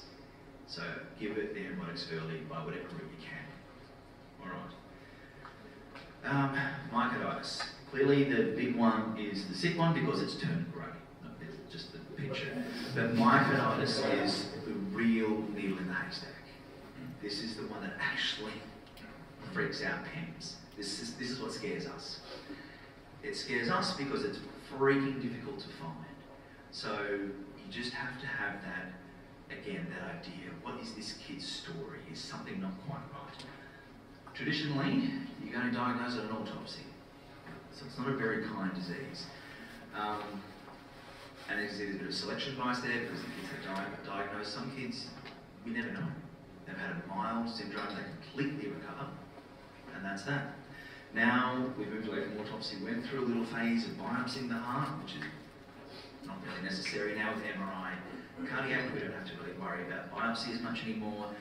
Positive MRI is positive, and negative MRI does not exclude squat. Oh, speaking of squat, the one thing I wanted to mention about Laura's toxicology talk is the poster with the zucchini in there, is that cucurbitacin. If you have an excess of cucurbitacin, which is really common in squashes and pumpkins and gourds, they call it toxic squash syndrome. All right. Is there a thing that helps us exactly find out when a kid is going to have viral myocarditis? Unfortunately, no. And all the causes, majority by far, are viral. I mean, look at these viruses. These are the ones we see all the sodding time. Hand, foot and mouth disease, Coxsackie virus, the other gastroviridae, adenovirus. The kiddo who comes in with a bit of a cough and a bit of diarrhea and a bit of a red eye. Suddenly his heart stops working very well. Flu A. I mean, I don't know about New Zealand, but Victoria has had more flu A than I've seen in my life this year. But they just look a bit virally, they look a bit off. You don't know that the heart's about to completely plummet. And not on that list, but extraordinarily important, is COVID. COVID is a big cause. Okay. Why else do we hate it? Not one bloody sign is really present in for more than 50 to 60%. So how are you looking for it?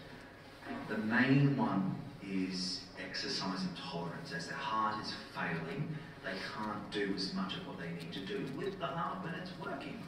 A great example is bronchiolitis, right? How do you decide the kid needs to be intubated with bronchiolitis? Because they're working hard to breathe. Are they getting reward for their hard work? I.e., can they oxygenate and can they feed? Or the kiddo's bronchiolitis is getting too much, they're breathing so hard and they get through half a bottle, less than half a bottle. That kid's going to get dehydrated and crook. They either can breathe that hard and finish almost all their bottle or breastfeed, they're going to get through.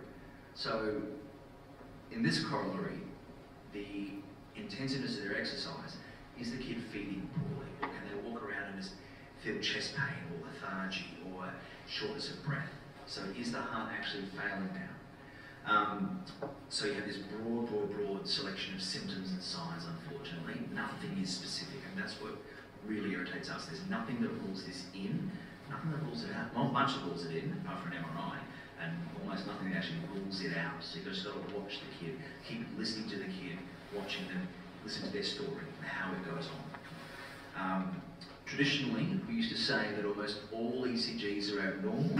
More recently, there was a prospective study that looked at them and they found that 75% were abnormal in some way, which means 25% of ECGs are normal and the heart is still not flash. Most of the findings will be sort of ST segment changes, T-wave conversions and ST changes. I've stolen this blatantly from Don't Forget the Bubbles as well. But then you've got all this other horrible thing, you know, size day cardigans, there's no specific thing. You have to put it all together. The size, the slightly flat hip, the colour is off, and the ECG changes, examination changes. If you hear a murmur at the outset, that's actually a bad sign. If there's ECG changes, it can be a bad late sign for the amount of myocardium that's involved. All right, so the best clues that we have is, like I was saying, it's that exercise tolerance. Is the heart just not able to do what it's supposed to do? So are they feeding badly? Are they doing badly? Hepatomegaly, the big liver, is actually a bit of a sign. I had a kid, Poppy, one of those kids' names you don't forget, sort of thing. She was about 19 months old. I was in a registrar in Perth at the time, which handed over to me saying, "This one's sick." Got it noted. Went over there, had a top-to-toe look at Poppy. She was a bit flat. She was a little bit grey, pounds of pus in her tonsils. Junior registrar, tonsillitis, no problems. Let's get some pantyleurophin, I'm sure she's going to start feeding. Just kept watching her story. Pantyleurophin went in, OBS kind of normalised, fever was normal, heart rate upper range of normal. Just didn't feed. Another hour, still didn't feed, still just flat. Okay, well, let's just chuck an NG in for her tonsillitis and I'm sure she'll be fine.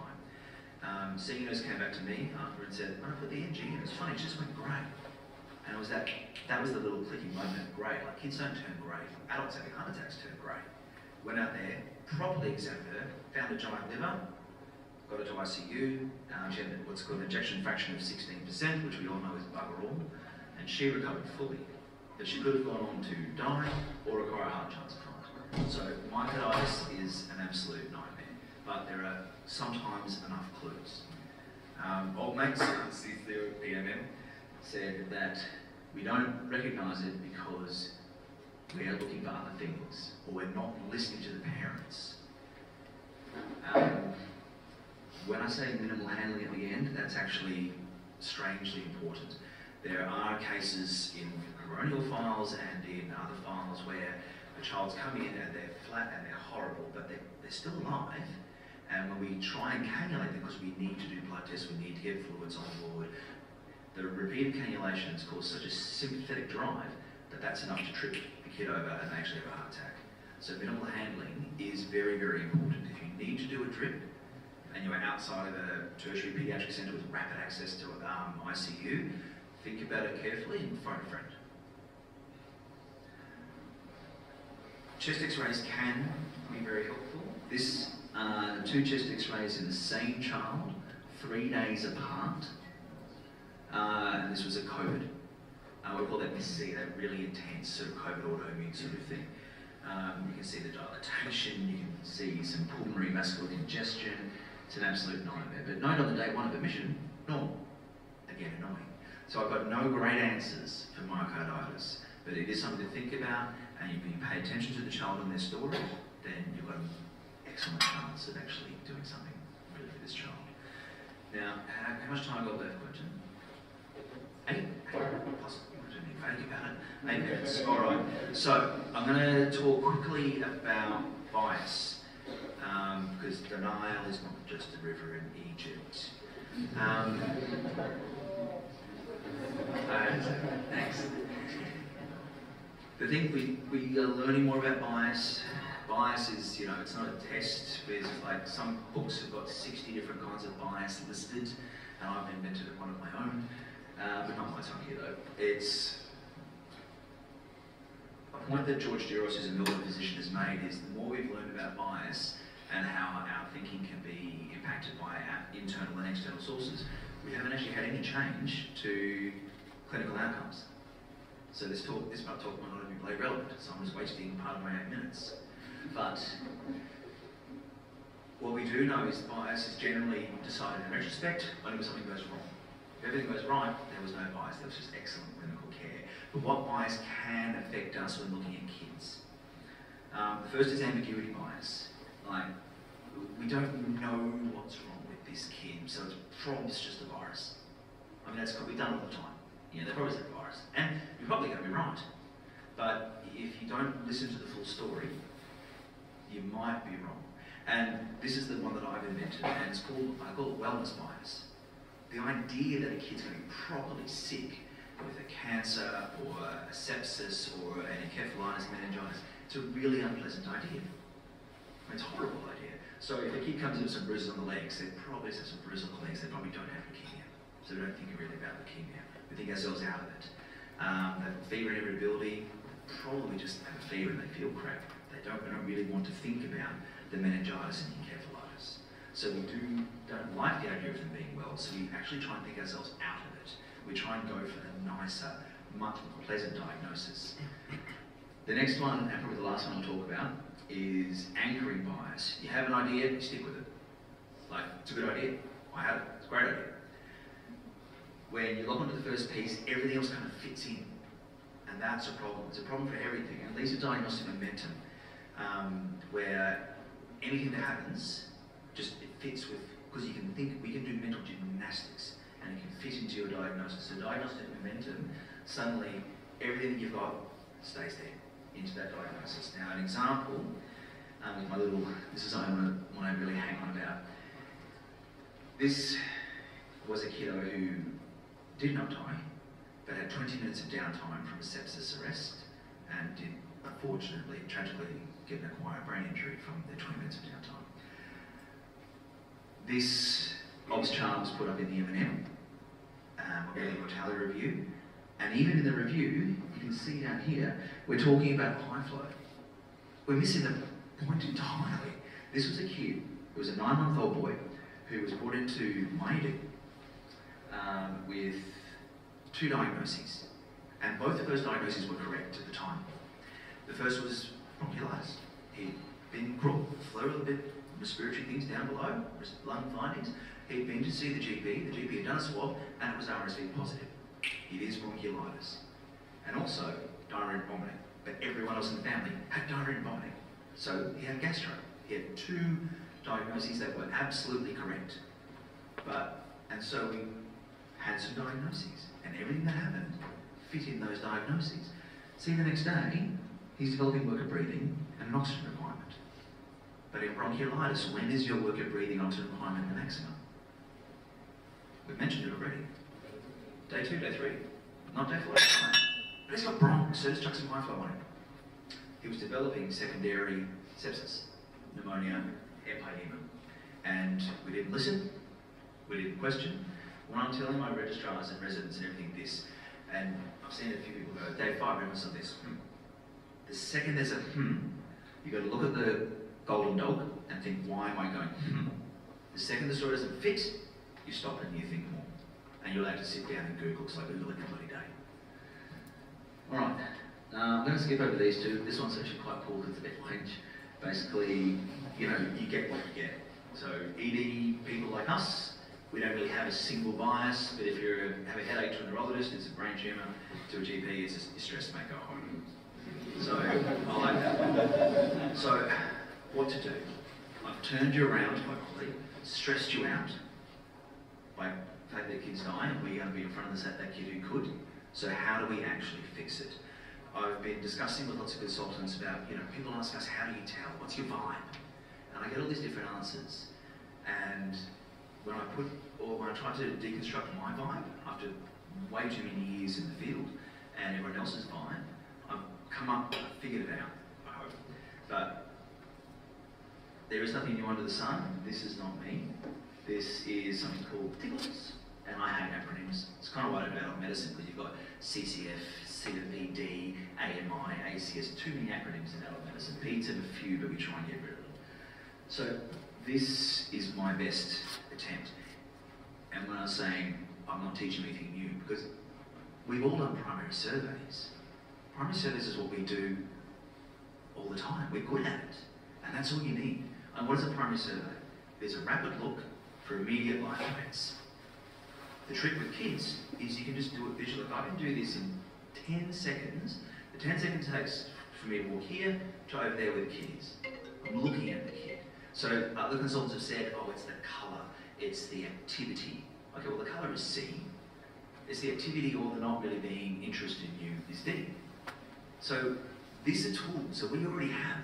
We're good at this, and we can apply this. So when you're walking up, you listen to the kid.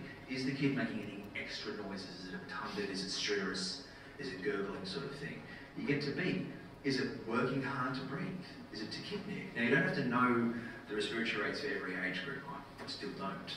But you can tell if a kid is breathing comfortably or if they're not breathing comfortably, if they're breathing fast and hard. Grunting is a big thing. Septic kids frequently grunt. They're trying to get themselves some pink, they're trying to get some airflow. Moving on to C, pallor or grey. That greyness, that paleness. Yes, you can be febrile with a cold and look grey and mottled, but they really have that feeling. You touch them and they're quite cool or sweaty or clammy. So there is a lot about the colour, the cool peripheries. D, as healthcare providers, we're weird people, especially kids. We're in scrubs, we're in hats and things. You know, Prince got a nice little collar with a weird thing on the side there. We are weird people. Ambulances are weird. Hospitals are weird. And so the kid really should be paying attention to its surroundings. If they're not interested in you, whether they're screaming at you because they want you to go away, or whether they find you interesting, if they're just flat, lethargic, looking around, that's not normal. So when people say, oh, they're not acting the right way, that's deep, and that's something we all do. And if they have really weird pain, unexplained, agitation, unexplained, that's a D, and that's a sign of potential nastiness. So I'm going to leave it there. I think I've got it hopefully under 8 minutes. So hopefully I've introduced nothing new. You know, we're all storytellers, and the kids give us their story. The stories make sense, awesome. The second the story doesn't make sense, we stop and we look and we investigate and we talk. We ask our friends, we talk to families, we look at the kid. Afebrile tachycardia is an absolute freaking nightmare, unfortunately, but it can be a sign that we can intervene sooner, because kids will come in febrile tachycardic all the time. You get them pantolnurofin, the temperature goes down, the heart rate goes down. The scenario where we give fever and pantolnurofin, paracetamol, ibuprofen, fever goes down, the heart rate doesn't go down. I read that in my binge reading of the corona reports time and time again. And the third and main point is, we don't have to learn anything new. We all do this all the time, and you can apply it just mentally and visually to every child that you see. You don't have to have 15 years experience, you just have to have the experience you have. And that's more than enough. Thank you very much.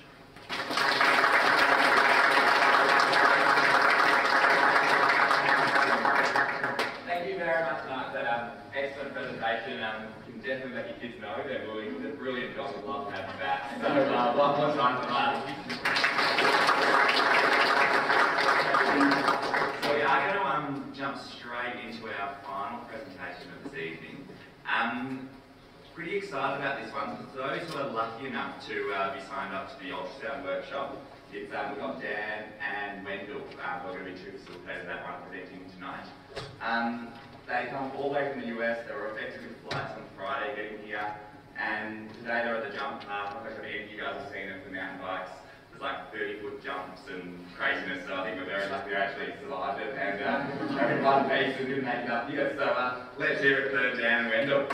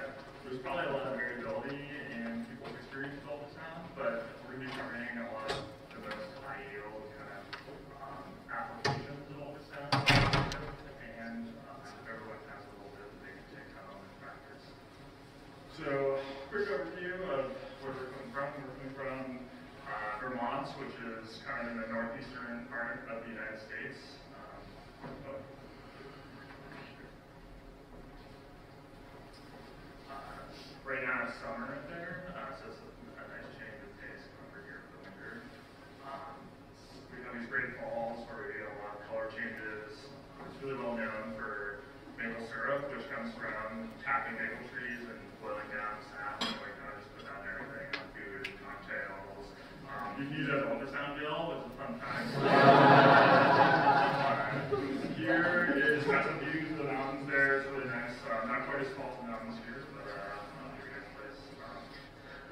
about me, I enjoy bike packing with ice cream on the back and teaching ultrasound. I did a fellowship this year in global health and ultrasound, so I did a lot of teaching in different parts across the world, do some baking, and also I enjoy ski touring. That's my fiance assistant there, which is here as well.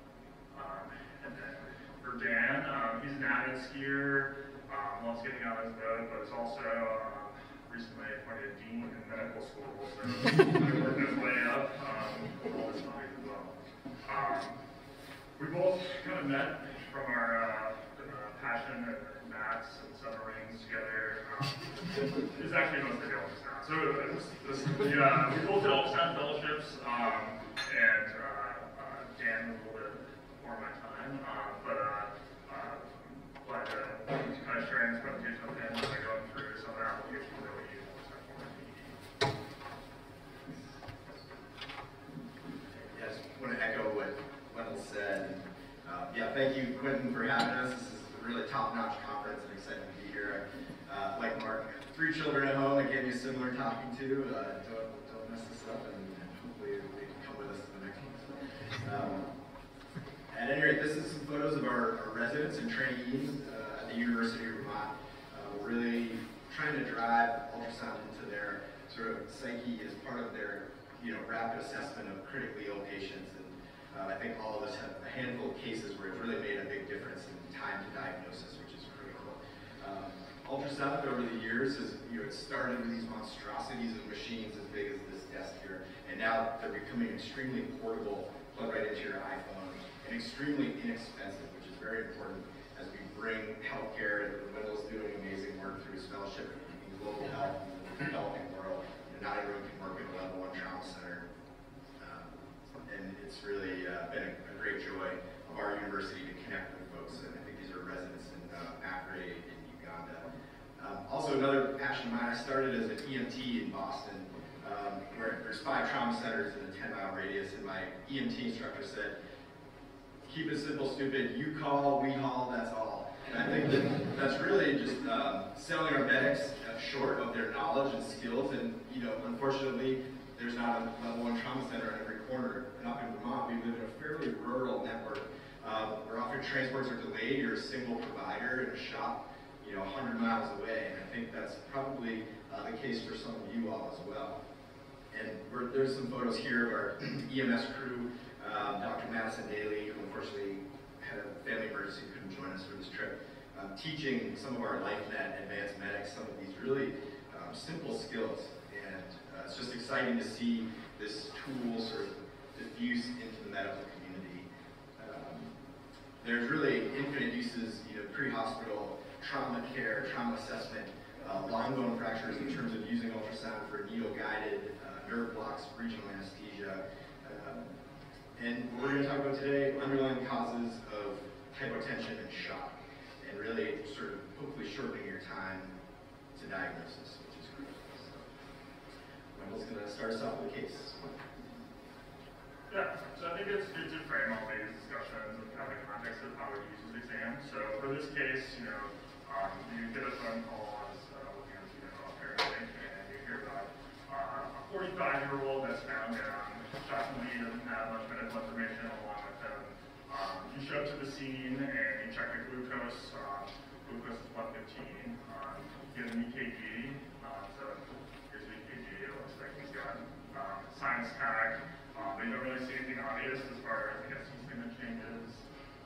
We get vitals on the patient. So here is vitals. So it looks like his heart rate's up. His blood pressure is down. He's breathing pretty fast. He looks a little bit like Dan Ackil with white heart today. So I think it's really important, the vital signs are very important, but also just looking at your patient and seeing how they look. And I love this score. It's on the detail. It's the LLS score. It's 1 or 0. Do they look like shit or do they not? So I think it's, when we're looking at this patient, he's an unwell patient. So pass it over to Dan. So shock, what is shock? The textbook answer is end organ hypoperfusion. And we often think of it as hypotension, tachycardia, those are really late findings. And often at that point the patients are so far down the path that treatment can still be futile. The main categories, as I'm sure some of you know, cardiogenic, septic, or distributive, which includes anaphylaxis as well, obstructive, neurogenic, or hypovolemic or hemorrhagic. Not to get too deep in the weeds, but you can often, what we're going to assess here with this ultrasound protocol is thinking of the tank, the pumps, and the pipes. And really, you know, they've been studying point-of-care ultrasound for the shocking patient for quite a while. And there's been, you know, really it's proven that time to diagnosis is improved. There was a really large study out of South Africa, the SHOCK-ED trial, which was really the only randomized controlled trial that's been done on this protocol. And ultimately, you know, mortality was really unchanged, but the time to diagnosis was significantly improved. And one of our colleagues in Montreal, just north of the border, Felipe Rolla, if any of you are on the social media, he's a great guy to follow. He's under the Zen tenses. He basically said, you know, denying point-of-care ultrasound is like saying that faster diagnosis time is not helpful to your patients. And I really think we try to drive that into our residents and learners. So what is this protocol we're talking about, the rush exam? So rapid ultrasound and shock and hypotension. And you're really only looking for several things, assessing the pump and the tank and the pipes. And it can be done, we're teaching it to our medics, we're teaching it to a lot of our nurses in critical care transport. These are not comprehensive echocardiograms where you're measuring flow velocities. You're asking yourself a lot of really simple yes and no questions. And it's proven to be quite sensitive and quite specific. So we won't go into the details of it, we're sort of short on time, of this SHOCK-ED trial. But essentially, yes, higher diagnostic accuracy in the focus group. And then just important to keep in mind, when you have no clue what's going on with your shocky, hypotensive patient, you know, sometimes it's great. They present with a big fever and low blood pressure. You're like, great, this is sepsis. But 50% of the folks enrolled in this trial who did not have an obvious diagnosis at the beginning turned out to be sepsis down the road. So I think Mark made a great point. You know, like, don't hesitate. Like, get antibiotics in these people. One dose of antibiotics is not the end of the world for someone if you happen to be wrong. So the 5 points of interest here: the heart, the IVC, Morrison's pouch, which is sort of a fast protocol, looking for free fluid in the peritoneum, the aorta, looking for dissection, AAA rupture, and then pulmonary, looking for things like pneumothorax or pulmonary edema or large empyema or effusion. These can all be picked up very quickly. In less than 5 minutes is typically the average time that it takes our residents to perform this protocol. Yeah, I think this is I just put a model of myself up here to give us an idea of where to start with the ultrasound. But I think, you know, there's essentially what Dan was saying, there's 5 points that we're looking at. And for me, you know, there's a lot of ways you can start this protocol, but I love starting with the IVC, which is right in the center of the abdomen, so the internal vena cava. What we do when we look at IVC, so we're taking the probe and we're placing it with the probe marker towards the patient's head, and we're kind of looking at a long axis. And the picture that you should see is something like this. So on the top here, more superficial, you're looking through the liver, and then underneath the liver, you'll see this large vessel that is going into the right atrium of the heart. You can tell it's the IVC by seeing this portal vein also coming into it, or just watching it enter into the right atrium itself. And I think that, you know, when we're looking at the IVC, a lot of what we look for is how collapsible it is and how full it is. So this is kind of an example of a normal IVC. We see it doesn't fully collapse down with breathing, but you do see some variation there with, you know, heartbeats and respiration. So that's a normal example of an IVC. And then here, this is one I consider, you know, a flat IVC. So you see how it completely closes down when the patient is breathing, and it's to almost not being able to see it. And when we compare that to this picture here, we see that the IVC is what we call plethoric, or completely full. So you see that, you know, there's not a lot of variation with the heartbeat and the respiratory rate, and this IVC looks like plump and full. Here's another example of kind of what that looks like. You see it kind of going into the right atrium there, and then like a full IVC that doesn't have much variation. So I think, this is a good place to start this exam, because that kind of gives you an idea of, the patient's volume status. There's been a lot of studies that we've looked at, and the IVC is not a great marker for volume status, but I think at the ends of the spectrum where you see a completely flat IVC or a completely full IVC, it gives you an idea of where to go next with the exam. So I think of it kind of like the compass. So if you have a plethoric or a full IVC, I think I'd let you go above the diaphragm next to look for signs of like an obstructive shock or a cardiogenic shock. And if you have a completely flat IVC, I'll let you go below the diaphragm. Make sure there's not free fluid in the abdomen or signs of aortic puncture. So Dan's going to take us above the diaphragm next to kind of show some examples of cardiogenic or obstructive shocks. Here's Wendell again. So the heart assessment. There's again, comprehensive echocardiograms that our sonographers and cardiologists do. That's really not what we're doing. We're looking for simple yes or no questions. So how do you do it? Here's a photograph displaying what we call the parasternal long axis view. So really fairly simple. You're just going right along your sternum. Marker dot would be over to their right shoulder, and you're sort of just looking around until the heart comes into view. We'll go through that whole thing. And answering again, I want a yes or no questions. Keep it simple. So, is there a pericardial effusion or evidence of early tamponade? Is there a severely reduced ejection fraction? Is there myocarditis? Is there ejection fraction 15%? We're fairly good at, again, assessing the extremes of the spectrum here for this. We're not, an ejection fraction of 40% may look the same to you as you start doing these as a 60% ejection fraction. But it should be fairly obvious when the ejection fraction is way down low, 15, 20%. Is there signs of right heart strain? Is there a giant right ventricle that may point you in the direction of a pulmonary embolus? And then again, looking quickly at the sort of descending aorta. So here is what your image hopefully will look like as you put that probe on the left sternal border. So you have the left ventricle, right ventricle's at the top of the screen, really closest to the probe. And then you see your aortic outflow tract, your mitral valve, and left atrium, and then the descending aorta really at the bottom of the screen. And this is the textbook view where you have that myocardial septum horizontal. You don't always get a perfect textbook view, but you can still, again, answer some of those yes or no questions. So this is a perfectly healthy heart. See that the mitral valve is fairly vigorous and brisk as it opens. The concept is volume in equals volume out. So this is a surrogate, that mitral valve excursion, a surrogate of ejection fraction. There's some limitations there. If they have aortic regurgitation or mitral stenosis, it might be sort of falsely lower. You can also see the aortic valve there, and you get a glimpse of the aortic outflow tract there. And a good way to think of this assessment and what you're really looking for is the ejection fraction okay? Are the chambers of the heart equal? Is there a pericardial effusion? And then the entrance, what's filling the heart, what's filling that tank? And that really comes back to the IVC, like Wendell had mentioned.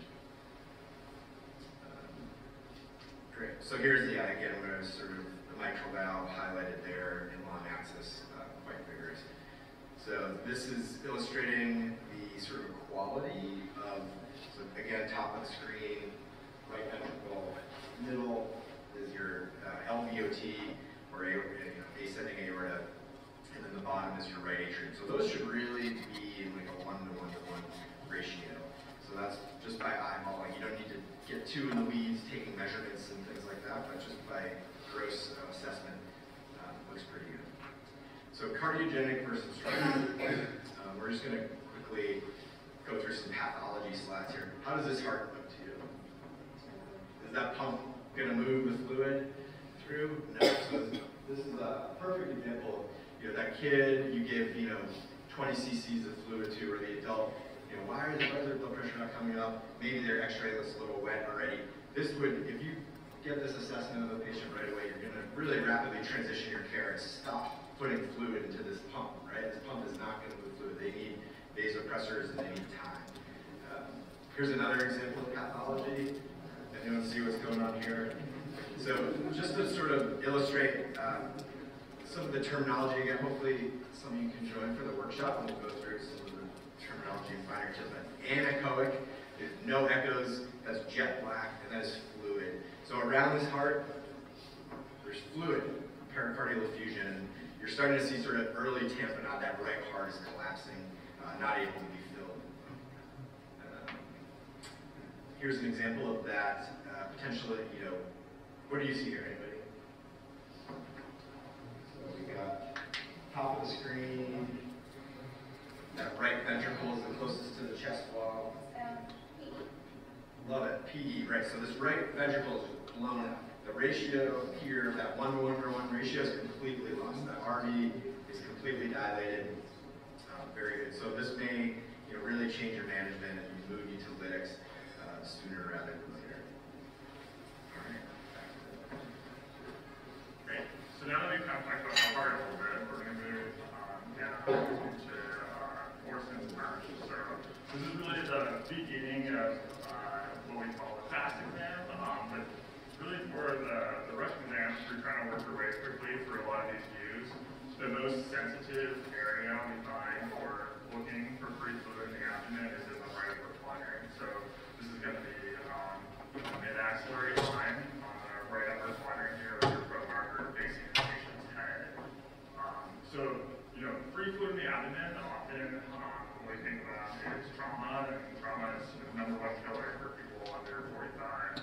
So it's important to be able to recognize that early and kind of mobilize your resources, and especially for people thinking about transferring patients or moving patients to a hospital. You want to think about taking them to a place that has surgery available where they can intervene on these sites. So this exam is it's a great exam for looking for free fluid ultrasound. Very sensitive and specific for identifying free fluid, and you don't really need much of it. So what's shown is like around 100 cc's of free fluid is easily identifiable in the abdomen.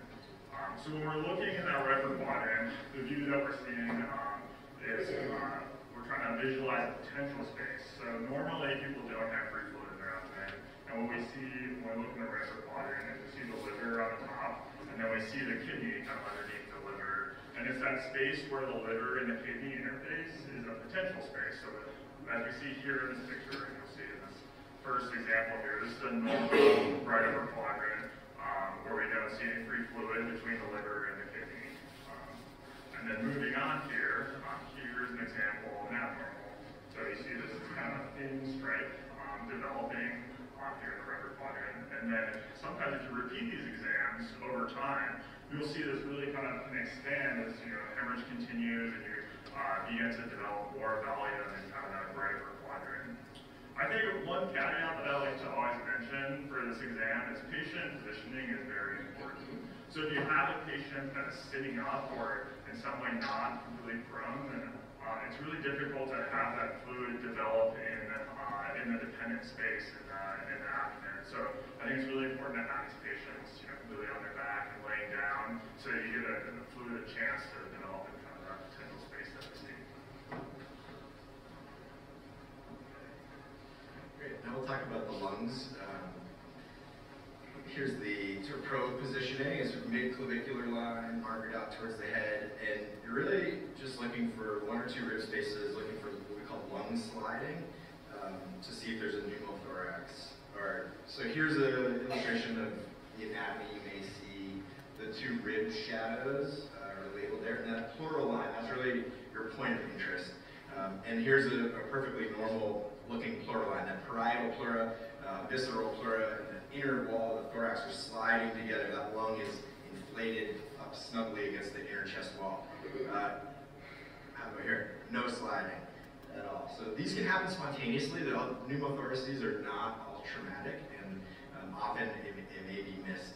The vital signs sometimes develop later. The hypoxia, the tachypnea may not be apparent right from the beginning.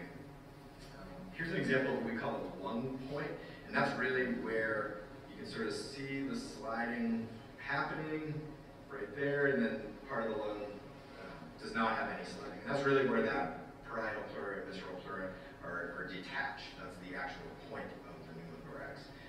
And the studies show that emergency physicians, emergency providers are really quite good at picking these up. It's probably the simplest study we do is just put the probe in, just is the lung sliding or not. And this is really going to pick up, you may miss the tiny apical pneumothorax with this, but again, we're looking for causes of hypotension here. If the patient is supine, that a large pneumothorax is causing their hypotension, you'll find it anteriorly. So to echo Wendell's point, positioning is key. You cannot necessarily do this on a patient sitting upright, so get them supine, get them in the correct position.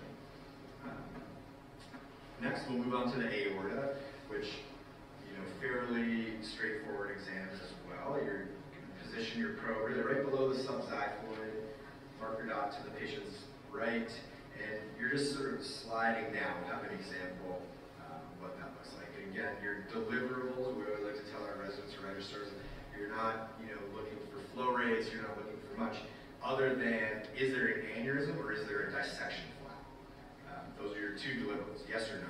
So here's a labeled image of what that might look like. So you see the vertebral body there at the bottom, that hyperechoic bright white line. And sitting right above that is that anechoic dark black circle labeled your aorta. And here's just a live video of a sweep. So starting subxiphoid, just sweeping all the way down below the umbilicus, and you should see that iliac bifurcation sort of comes in right here at the end of the clip. Pretty quick and easy yes or no questions. You'll be surprised sometimes when you put the probe in a patient's belly and you find something like this. So we try to tell our residents, anybody over the age of 65 that has a syncopal event, check their aorta. And this is something our primary care physicians are doing in clinic often now, just annual screening above the age of 60. Here is some pathology here.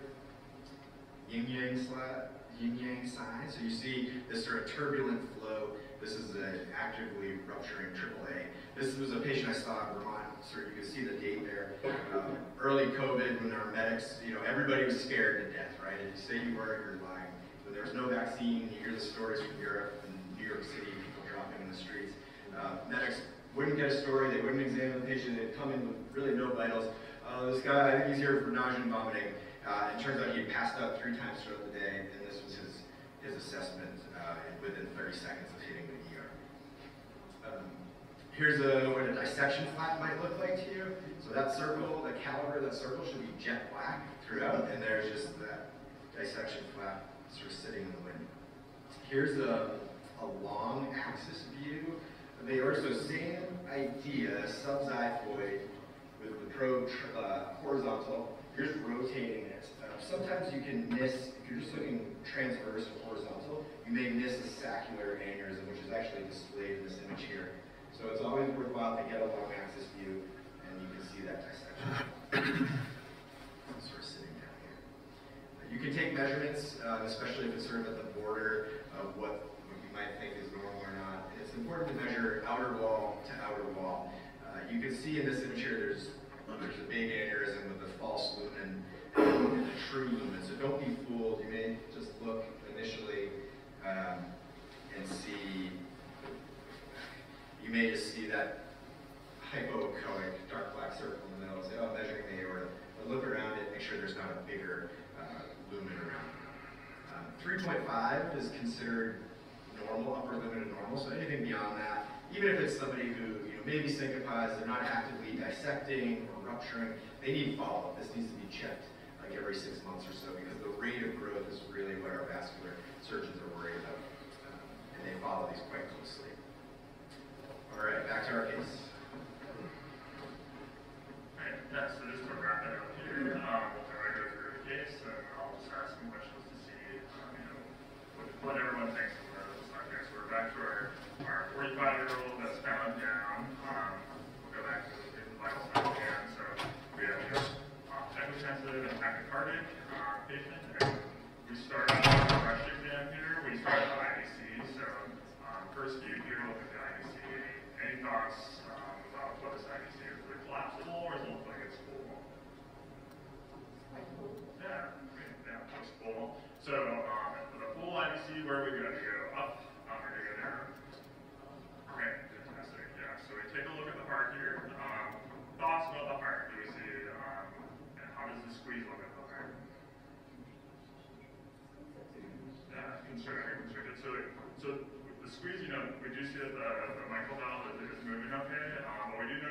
else there? Is there anyone notice anything about kind of what's surrounding the heart?